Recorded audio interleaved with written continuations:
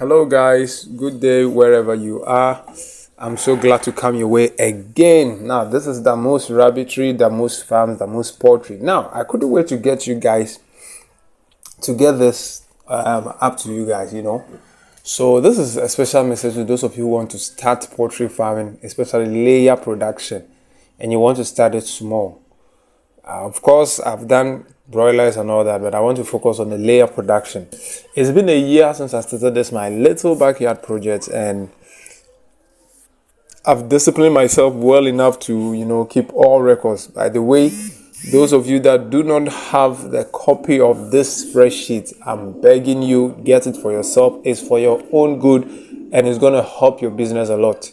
Trust me. I enjoy using this spreadsheet. I had used it for so many years before even taking it out there as before I mechanized it, because I felt that whatever I'm doing here is profitable and can be beneficial to other farmers. So here is a review of my farm, my little backyard farm. Something I spend very, very little time on. Trust me, we don't really spend much at the farm. We don't spend much time at the farm. Now, so I have a first, second, and third, but now these are all little flocks. So in total, they are about, we'll look at all that. So now I have the first batch, and then I'm just going to give you a little review. They came in at 77, they were 77. Along the way, I sold some.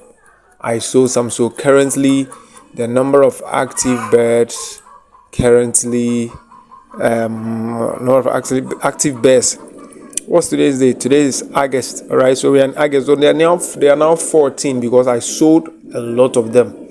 Later, I went to buy back some of them. I will show you the details. So I sold some of them. Now the second batch, so the first batch, we are having only 14 of them available right now as I'm doing this video. And then for the second batch, they were also 70, okay? And then I was doing this pullet business, okay? So later I decided to, just maintain them and then keep going because at the point the feed wasn't easy. I had to sell them off and all that. And the time was also not enough for them. So they were also 70, and I happened to sell some. So currently they are 55 as I talk now. So we have 14 and 55, and then the third batch, who are still young, they should be laying very soon. So they were also 95, but now they are left with 59. Because I also sold some of them. So for every batch I was just selling, because I was doing this pullets, thing. People demand for pullets and I sell them. I didn't really have an intention of keeping a huge number of birds at the back here, because it's a lot of expenses, by the way. Now that's the main purpose of this video. I would show you what has gone into them from beginning till end of July. I'm here to update the August records. So now we will look at let's go straight to the income expenditure analysis. Now these are all my records from July 27th that I started, okay, and I started keeping the records of it and all that. So till date, I've been keeping their records, both income and expenses. Now we go to the analysis. This is the place where a lot of you may be interested in. Now, in a nutshell, let's just go straight to the point. In a nutshell, with this, let's calculate the total. So I told you I have 55, plus 14, and then plus 59. Sorry. Plus 59.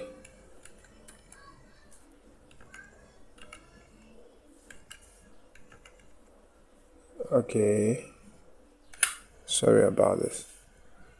Plus the 14. So there are a total of 128. Now this is what I've spent. Now mind you, I've sold some, but let's assume those ones, the sales that I made are part of the profit. So let's just take this 128 for our calculation. Okay, now, so in 2024, I don't want to look at 2024 because that's when we have started afresh. So I saw some of the pullets and made a total of 5,000, and then the expenditure and the profit was around 2,300 and something for the pullet. I mean, it was something, that I could use to, do a checkup of how far. But later on, I went to buy them back. I think that is even where these expenses went because I went to buy them back because the person was complaining of feeding cost. This woman bought about 100 of them. I think, I'm not too sure. Yeah, about 100. And she had to sell back. She wanted to dispose them off. And I was like, hey, I want to buy them. So I bought them back. The details are all in your records. I don't want to show you that. So now the real action started in 2025. Back in February. Why is it showing this? So back in February, that is when we started selling the eggs. We started producing. Okay, so far we've been able to from February, March, April, May, June, July. So in 6 months we sold a total of 10,000 cedis worth of what? Eggs. Now because I'm still using their profits to take care of those third batch. You remember the third batch? Yeah, so I'm using their profit to take care of the third batch. So you can see the expenses here has really shot up. The expenses is quite a lot. So I've put in a total of 8,000 into those extra beds that I have, those third batch that are not producing. Now, so a total expenses of 18,000 for 120 beds. In 3 months, let me say in 6 months, let me put it like that. Now, so for this one, this is just a total of 50% of them that are producing. All right, and this is it. So that's why the expenses have overshadowed the income. So you can see we are still making loss. I don't call it a loss because it's an investment. All right, it's not a loss. So we are in the negative, and then so the grand total for raising those 120 beds, I keep using the 128 because that's the net that is available. The total income was 15,911, and then the total expenditure has been 21,000. Now this 15,000 represents only 50% of the entire flock. Get it? What we are spending here may be constant. So imagine another 50% start producing, which is going to be 9,000. And okay, so when you add this, let me just do a little calculation on this. I have 900 times 2. So this is going to be like 31,000. Now the expenses here may be regular because as of now, what we feed the old ones is the same quantity we feed the younger ones. So imagine you'll be getting like 10,000 difference. All right, yeah, 10,000 difference in those 6 months or whatever. I don't know if this makes sense, but those of you who want to start, look, for me, after I did this analysis, there were 2 things. I was super surprised to realize that I've spent a total of 21,000 on this farm, out of which 15,000 has, or let's say this is almost 16,000. Okay, out of which almost 16,000 is like an internally generated fund from 120 beds. Masa, listen, this is possible. This is so visible. Like any young guy can do it. You can either get yourself a little one battery cage unit of 120 capacity or 160 capacity and just start something. Look, don't despise it. This is business. Don't despise this business. So technically speaking, I have personally put in my personal money of about 5,000 or let's say 6,000 Ghana cedis, which is cool in 1 year. That's because they've even produced enough to cover up for the expenses that we are incurring. And mind you, when this third batch, all right, this third batch start producing, I'm good to go. Like this business is good to go, and I don't take it for granted. Maybe due to space and all that and capital and all that, some of us can't go too high, looking at capital and then space wise. So this is what we can manage. I'm encouraging every young guy out there to start something. So here is also the category of, okay, so when you look at the income category, for example, you can see that a total of egg sales here is 10,000, and then the quantity sold is 175 produced. All right, and then the pullets also, I got a total of 5,000 from the pullets. Like I said, yeah, so I sold 112 of them. Okay, now let's come to the category of expenses. Now, a total of 16,275 has been spent on what? On feed. And this is like, I think this is the quantity of the bags, which I'm looking at is 39 bags, right? So medication is almost 600 cedis, transportation is almost 400 cedis. Then me going to buy back those point of lay from that woman was like 4,000. Then non-related farm expenses, by the way, yes, sometimes you have to, fall on your farm pets to sort out certain things. And there are sometimes I'll just tell them like, hey, use the farm money and let me know how you are using it. And I had to include it as non-farm related expenses. Okay, now, so that is just a summary of the entire operation of this 120 capacity farm. Look, me, I don't know what you are waiting for, but if you have the courage, if you can gather a total of, let's say, 20,000 in a year, then it means that you can do this thing. And by the way, this is just like for a year. That's because I am expanding little by little. But if you started like on the 120 best, usually you may spend just about, let me say, 120 times 100. You may just spend about 12,000 on 120 best, or less if there is no labor cost, and if you are not also looking at electricity and then water. In my case, there's no electricity, there's no water, because they don't use lights. It's the brooding stage. I use a little bit of light, but I don't think it's something too much to write home about. And the water is actually a major part of their expenses. So I would probably dedicate some amount as water. All right. So they drink like 3 buckets in a day, or 4 buckets in a day, which I think a bucket here is probably, I think 2 cedi or something. Yeah. So when you add those ones to it, you are looking at 10,000, 12,000. It should be enough it should be enough to take you through.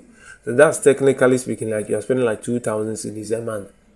And that's even the beginning is not much, but towards the laying stage, that's when you start spending a lot. So you can make it, you can do it. Look, let me just take you through a projection. All right. So back to home, then the production focus. Those of you who don't have this, please, I bet you try and get it. Let me use my actual numbers here. This is 128 birds. All right. So let's look at their daily projection. From the daily feed consumption per bed, I've made it 125 grams. So projected feed consumption daily, this is like 16 kilo a day. And then expected project, let's say they are producing 80%. Okay. So the total number of eggs for a day, you are supposed to expect like 100 crates, which is like 3.5 crates. 100 eggs, which is like 3.5 crates. Then in a week, you should expect like 20 to 23 eggs crates. Then now the good thing about backyard is we're able to sell it at a good price. So we sell it like retail prices. So we don't get to sell it like wholesale prices like those big farms. So we get some good price. So the projected weekly sales on eggs is this. And the cost of feed. Now the cost of feed here is an issue depending on what feed you are using. So a ton here is costing me 6,400. Now a ton, if you mix your own feed, you are getting just something a little over 600 cedis. So now let me just, so from this 120 eggs, 120 birds, you can make a net total monthly profit net. You can make a net of 2,500 to 2,600 if you play your games well. Now, for this transportation, you can just go and buy your feed once and for a utility, which is water, medication. Sometimes at this high level, just use a sachet maybe in a month, and then maybe a little of vaccines. Vaccines can cost you like 12 cedi. For the 120 beds, can cost you like 12 cedi. Can you imagine? So here you are. In a month, you are likely to buy about 10 bags of feed, Then the price of bag of feed, I've even made it 340 here. Currently is around 300. Trust me, it's around 300 now. So you can see if it's even 300, you are getting more profit. So let's just use the 340. Then so total sales income is 6,000 for a month, and total cost of feed is around 3,200 and something. There, your direct profit here is 2,880. Now out of this, you are going to do all these variables. These ones are not so constant, but this is what is constant. So just do your projection. Now imagine you are buying a bag of feed for like 320. Now you are getting 2,800. Let's say your production even shoots up from 80% to, let's say, 85% 85% consistently. Let's come back to the monthly earning. You are getting 3,200. So it's a game of numbers. Once you're able to get your numbers right, once you're able to do one or two things right, trust me, you are good to go.